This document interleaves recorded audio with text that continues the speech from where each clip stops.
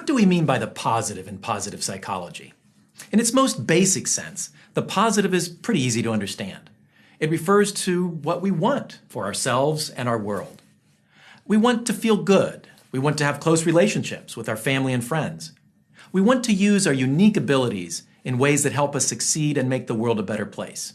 We want our lives to have meaning. Positive psychology uses scientific methods to study these topics, to try to understand what makes us flourish, and to identify concrete steps we can take to increase our well-being. To understand why positive psychology has been such an important development in psychology, we need to know something of the context into which it was born.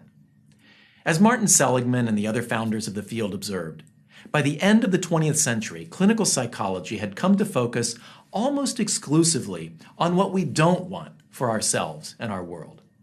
It had come to focus on the study and treatment of mental illness. Positive psychology is based on the fundamental insight that treating mental illness is not the same thing as promoting mental health. Getting rid of what we don't want in our lives does not automatically bring what we do want. When I was a child, my family had a garden on my grandparents' farm. I spent a lot of summers pulling weeds out of that garden. But if we had not also planted vegetables and flowers, we would not have had a garden at all, just a field of dirt. Intentionally planting and cultivating the corn, tomatoes, zucchini, and zinnias we wanted to grow was an essential part of having a good harvest. This basic sense of the positive is pretty easy to understand. It's not just the absence of the negative. It refers to things we value like joy, serenity, courage, optimism, altruism, peace, perseverance, creativity, and love. And these things don't automatically come by fighting against sadness, anxiety, fear, selfishness, boredom, and hatred. They have to be cultivated and nurtured. Things get rather complex, though, once we move beyond a basic understanding of the positive in positive psychology. In part, this is because it's difficult to separate the positive from the negative in our lives. Can you think of something that happened in your life that, at the time, you would have labeled negative, but looking back on it, you would now label positive? Even traumatic events can sometimes lead to great personal development, to what researchers call post-traumatic growth. Conversely, can you think of something you did that seemed positive at the time, but that now you wish you had not done? Some negative experiences lead to positive outcomes, and some positive experiences lead to negative outcomes. Furthermore, the positive is complex because it's on a continuum. Some things are more positive than others. For example, we might value the deep sense of connection and meaning that can arise from helping another person over the sweet but fleeting feeling of doing something pleasurable for ourselves. In our lives, we often find ourselves trying to decide not just what is positive, but what is optimal. In its broadest sense, the positive in positive psychology is about helping us understand how we can lead our lives well. This requires a balance between aiming for the things we want and moving away from the things we don't want.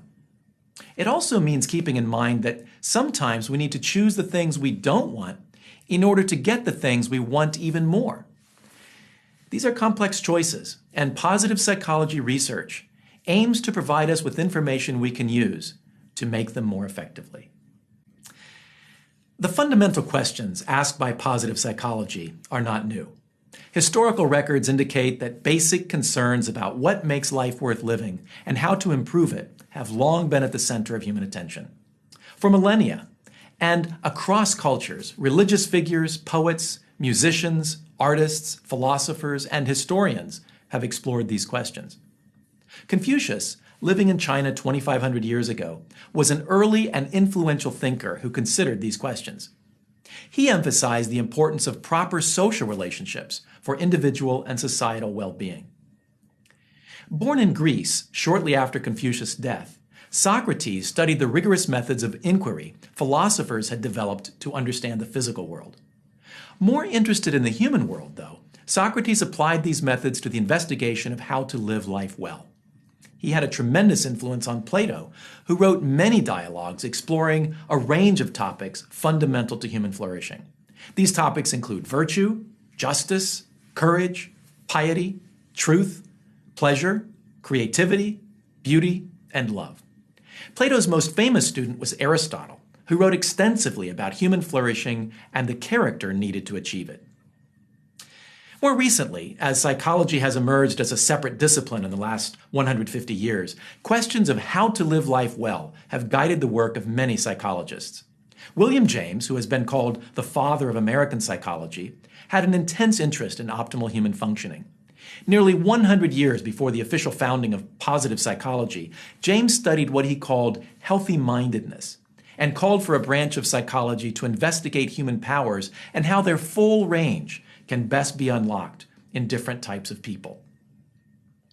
In the mid-20th century, the humanistic psychologist Abraham Maslow emphasized the importance of human potential and the self-actualizing desire we have to realize our potential.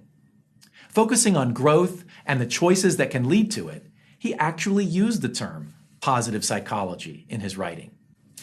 The field of positive psychology arose at the end of the 20th century, when psychologists like Martin Seligman and others began developing ways of studying various aspects of positive human experience and positive human functioning scientifically.